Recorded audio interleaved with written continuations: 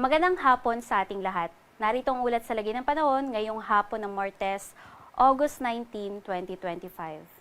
Base nga sa ating latest satellite animation ay may mga nakikita pa tayong makakapal na kaulapan dito nga yan sa may Southern Luzon, gayon din sa Visayas at Mindanao. At yung mga makakapal na kaulapan nga na yan ay magdudulot ng mga kalat-kalat na mga pag-ulan, pagkidlat at pagkulog. At yan po ay epekto ng easterlies o yung hangin na nanggagaling dito sa may Pasipiko. Samantalang meron din tayong binabantayan na low pressure area sa labas ng ating Philippine Area of Responsibility.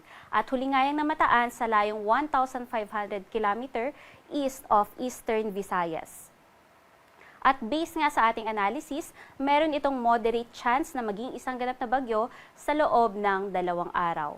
Papasok na rin ito sa loob ng ating Philippine Area of Responsibility bukas at pinapakita nga ng ating models na may chance na maaari itong dumaan or kaya naman lumapit sa kalupaan ng Northern Luzon. Ngunit bagamat sa ngayon ay mataas pa rin yung uncertainty or ibig sabihin nito ay hindi pa gaanon kasigurado kung saan talaga dadaan itong bagyo. Kaya muli, inaabisuhan natin ang ating mga kababayan na patuloy na mantabay sa mga updates hinggil dito sa binabantayan nating low pressure area. Samantalang sa magiging lagay naman ng panahon bukas ay asahan natin na mas magiging maganda na yung panahon dito nga sa may Bicol region. At sa buong kapuluan nga ng Luzon ay makararanas na lamang ng mga pulu-pulong mga pag-ulan, pagkilat at pagkulog sa hapon. Agwat ng temperatura ay maaaring umabot mula 17 hanggang 34 degrees Celsius. Sa magiging lagay naman ng panahon dito sa may Visayas at Mindanao, nakikita natin na patuloy pa rin yung mga pag-ulan na dalangan ng easterlies, lalong-lalo na dito sa may western at eastern side ng Visayas, gayon din sa buong Mindanao. Samantalang dito naman sa may Central Visayas, mas magiging maganda na ang panahon bukas at makakaranas na lamang ng pulu-pulong mga pag-ulan, pagkilat at pagkulog sa hapon hanggang gabi. Agwat ng temperatura dito sa may Visayas at Mindanao ay maaaring umabot mula 24 hanggang 32 degrees Celsius.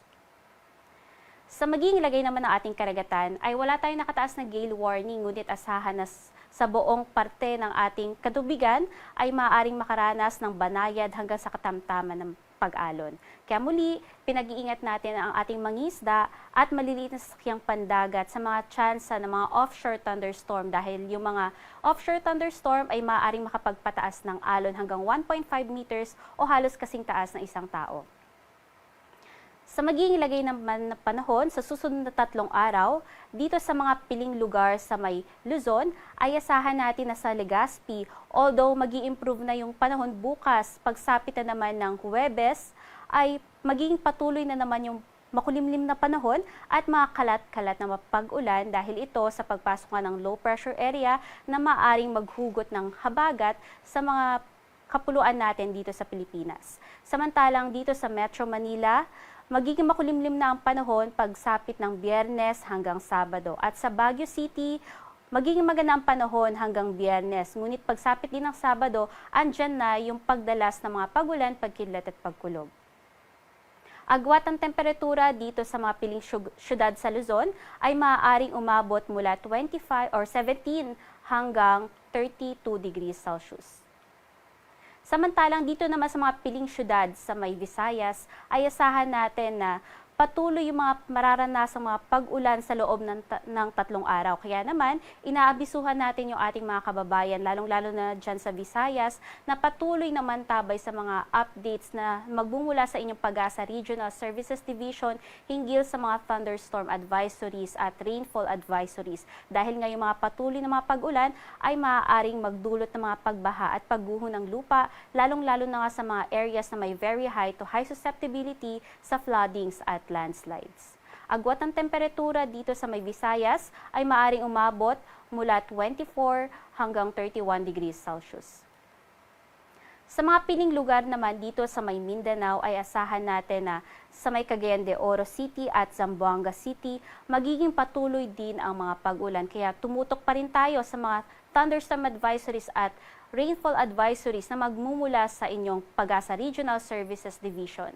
Sa may parte naman ng Davao, ay magiging magandang panahon hanggang Biyernes. Ngunit pagsapit ng Sabado, mas magiging makulimlim na at magiging kalat-kalat na rin ang mga pag-ulan dahil din ito sa southwest monsoon o hangin habagat. Agwat ng temperatura dito sa Mindanao ay maaaring umabot mula 24 hanggang 32 degrees Celsius.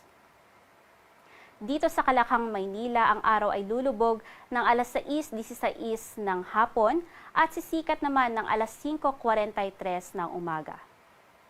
Para sa mga karagdagang impormasyon, ay bisitahin ang aming website sa pag-asa.dost.gov.ph at gayon din ang aming mga social media pages sa may X, Facebook at YouTube at isearch lamang ang DOST Pag-asa. Yan po ang ating latest mula dito sa Pag-asa Weather Forecasting Center. Charmaine Barilla, nag-uulat.